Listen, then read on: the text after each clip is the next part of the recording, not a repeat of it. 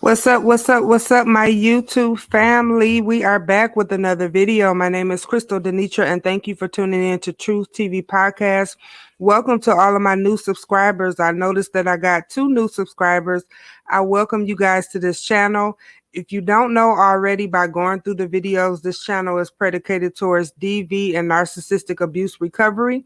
I am definitely in recovery from both, and I'm an advocate for both.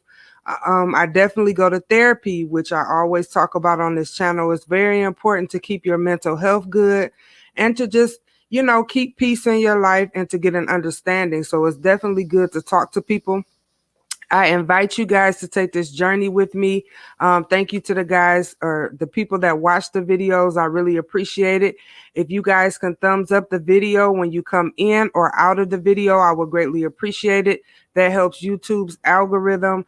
That helps people find the videos easier, and also will put our channel out there just so people know that we're here. So I would greatly appreciate if you do that. I have been contemplating on coming on here talking about this topic, but I definitely think it's necessary. Like I said, I don't always make my videos every day like I started in the beginning, because I have been doing a lot of meditation and a lot of just listening to God and listening to what he has to tell me. So that's pretty much where I get most of my topics from. As I stated before on this channel, I started this channel as like a healing therapy for myself, and hopefully it can touch 1 or 2 people. I would just be grateful for that. So again, I invite you guys to take this journey with me. Today, I wanted to talk about the consequences and bright side of an estranged family. If you guys don't know, I will give you guys a little rundown. I have been pretty much not talking to my family members for quite some time. My sister and I, we haven't spoken in about 4 years since my dad's funeral back in January of 2019. And I recently stopped talking to my mother for a lot of reasons. I have been watching a lot of YouTube videos that are like my channel, but just things have kind of been popping up and getting my attention. And I made a video before about how Tamika Scott and Latasha Scott's family dynamic is kind of similar to mine, because it really just struck a nerve with me. I have been the family scapegoat for quite some time. I have been talked about. I have been abused, on all different types of level. I have been just cut out of family things. Just it's just been crazy. It's been a whirlwind, but we will get into it a little bit more. But I had to make the decision to just finally walk away from my peace. The one thing that I saw on another YouTube video is that the gentleman says you have to see people for who they are instead of what their title is. And that's what I'm all about. I don't care who you are in my life. If you bring no value, if you're constantly putting me down, if you're constantly just trying to figure out what's going on in my life that's going wrong, so to speak, so you can kind of feed off that energy and have something to say, I can no longer deal with you. I'll give you guys a couple of examples with my mom. And I'm going to just be very honest, because like this is Truth TV. So everything I say is the truth, the whole truth, and nothing but the truth.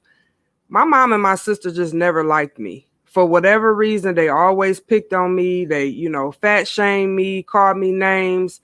My mother made me feel like growing up was not a good thing. Like becoming a woman was a good thing.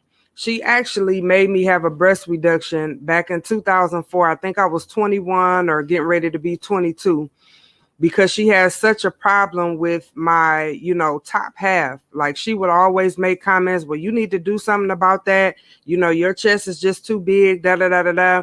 So I went through that surgery. And I remember going through the surgery, being in the hospital bed. My mom and my sister were there. They were actually laughing, sitting there watching me in so much pain. I was in excruciating pain. I had over 100 stitches inside and outside of my breast. And I remember waking up after recovery, just watching them kind of huddled up in the corner. And that really signifies that these people really don't like me.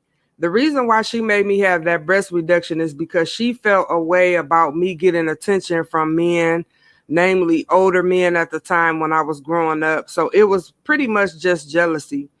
And friends have told me, past associates, past friends, have been telling me for years, it sounds like they're jealous of you. And I never wanted to, kind of believe that. I always wanted to think that it was something else. But as I started to get older and I started to, be in recovery and do my own research, I'm really finding out that's really what it's about. Anytime something was going bad in my life, my mom always had something negative to say. Well, you should have did this or you should have did that. Even when I was going through DV situations and I was getting beat to a pulp by, either my ex-husband or just people I was dating, she always made it out to be my fault, like I was doing something wrong. Either I shouldn't have been in the situation or I said something to the aggressor to make them behave the way that they, behaved. She was never on my side. And as I got older and as, me and my sister's relationship got estranged, I just remember calling my mom most of the time when she was around my sister. She would either wouldn't answer or she'll give me a quick text. And when people do that, that's pretty much because you're the topic of discussion. They don't want other people to know that they're in contact with you because the other person is not messing with you. So really, I just got tired of, kind of being a scapegoat. I got tired of people, dumping their stuff off on me. And then when I respond, it's a problem. I'm not saying that I hold a grudge, but I have a lot of distaste when it comes down to my father's funeral. Like there were a lot of things that were done that I didn't even get a decision in just because, certain people wrote checks or, however it may be, but I just didn't get the closure that I felt that I deserved. I felt like people took away opportunities. People were making me feel bad, for my dad being gone. They kept mentioning, oh, well, he loved you, and just trying to give me a lot of guilt trip. And I'll never forget a gentleman, one of his so-called friends, stood up and gave this big speech. And, he predicated his speech towards me. Well, your dad loved you. He just wanted you to get it together. And I'm thinking, get it together how? I was just coming out of a horrible divorce. I was with a person for 20 years and married for 14 years. I had only been divorced for a year and a half when my father passed. So what was it that I had to get together? It was just all of these things that were, and I apologize if you guys hear my dogs in the background. They're fighting like they always do. But it was just all of these things that were being said, because I felt that I was in a vulnerable place in my life and people just thought that I was going to bypass it. Yeah, I bypassed it at the time, but I'll never forget. I'll never forget not being able to buy him flowers and being told by my mom, well, like, no, your sister got it and they want certain colors and this and that. Pictures in the obituary, they use the ugliest pictures of me that they can find. And I just felt like certain things were done on purpose. And these are things that we cannot get back. I never wanted anything out of my father's death. Of course, I will want him here, but the things that was going on behind the scenes, I just didn't appreciate. And pretty much it was all about money. How when people pass, or, even when they're having a baby and bringing life into the world, you see the most heinous things that families can do. And I just felt that mine was no different at the time. It's been a lot of things that I've been holding in, but that's one that really burns me up. Like, I just feel like I can't ever get those opportunities back. And I feel like nobody was looking at the bigger picture. It was just a lot of selfish shit going on. I'm going to just be honest, and I just didn't appreciate it. But growing up, just feeling like I couldn't, go after my dreams. Like my mom used to tell me, when going to college is a waste of time. You should be out here working. That's the real world. Just all of these things to hold me back. And that's why I never finished. I went to Oakland University in Rochester Hills, Michigan for 2 years, and I stayed on campus. She fought tooth and nail to keep me at home. And that's because she wanted to keep me under her wing and keep me, doing the things that she wanted me to do, but she didn't want me to ever realize who I was or who I could become. And I remember the semester that I had to leave, I just did not want to come back home. And I had to leave because my grades weren't good. I was finally out on my own. I had been cooped up in the house with this lady for years, and I lived on campus. So I was partying, I was, going out and doing things and, just having a good time. And my grades didn't add up to what I was doing. So I had to end up coming back home. And it's just like she was so happy when I came back home because I felt like she had her scapegoat again. And I just remember not wanting to be there. She made me get a job at an early age at 14. I remember I was in high school. I had 2 jobs and I was going to school. The lady wouldn't even take me to school. I had to walk to school, but I remember my other siblings, they always had a ride to school. I always had to either walk or find a ride with, somebody that was going to school, one of their parents. So it was just a lot of things that I felt my mother separated me against the other 2 kids. And I always felt that she feels that my sister is the golden child. I believe my sister is 7 or 8 years older than me, and then my brother is 6 years older than me or 5 years older than me. But she always treated them better. It was always Crystal's doing something wrong, or Crystal's not doing this, or Crystal's not doing that. This lady ain't never had to pick me up from jail. I ain't never been on drugs. I got with somebody very early. I got married early. I did everything by the book. But I remember when I moved in with my ex-husband, when we were dating in our 20s, we had a fight. Like the day that I left, like she didn't want me to leave because she figured at that time she could no longer control me. So we actually had a physical altercation with me leaving her house and moving on. And then after that, for about 2 years, she stopped talking to me, 2 or 3 years, because she was so angry that she couldn't control me anymore. And now that I'm looking back on it, everything was about control. Everything that I've went through in my life, being divorced, being, essayed, by a close family friend or a close friend, to my DV situation, she was never there. Every time I called out to reach for help, if I just needed somewhere safe to stay because me and my ex-husband got into it or whatever, the door was always closed. It's like she fed off of seeing something bad happen to me. And then, like I said, with me calling her with certain people are around, when people do that, like I said, they try to save face for the person that they're in front of. And honestly, y'all, I just got tired of it. Like, I never saw myself wanting to separate from my family, but to be honest, it's the best thing that I've ever done. I feel like these people saw a light in me from a young age, and they tried to do everything they could to dim this light, because I literally have not done anything to these people. Nothing. Not one thing can they say. But I know growing up and just, being older, people always kind of compare me and my sister's looks. And, I'm gonna say that I'm the better looking sibling. That's just because, whatever. But other people have said that as well. And I think she never liked that. So it was always, well, I'm gonna call her fat. I'm gonna talk about her feet. I'm gonna talk about her breasts. I'm gonna talk about her hair. I'm gonna talk about the way she dressed. I'm gonna talk about, it was just all of these things that just, it was just always a buildup of bullshit. And after a while, you just get tired of it. So at this point, because we haven't spoken in 4 years, I have tried to reach out, like the late part of last year, saying, hey, we need to have a conversation. Well, no, I don't think it's nothing we need to talk about. So it's like she instantly cut me off, but we haven't had any conversations really since I've been grown. You know what I'm saying? And divorce. Nobody has asked me, well, how did your divorce go?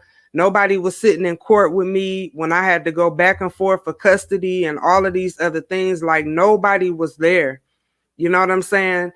And that's rough stuff to deal with. Like, I've been through some real life ish that nobody was there for. But it's like all the finger pointing and the smear campaign, I just can't do it anymore, because I know I have genuinely not done anything to these people. literally. I know that my sister is upset right now because of, financial situations that happened during the funeral. But, I don't have anything to do with that, and I don't want to get too deep into what really happened.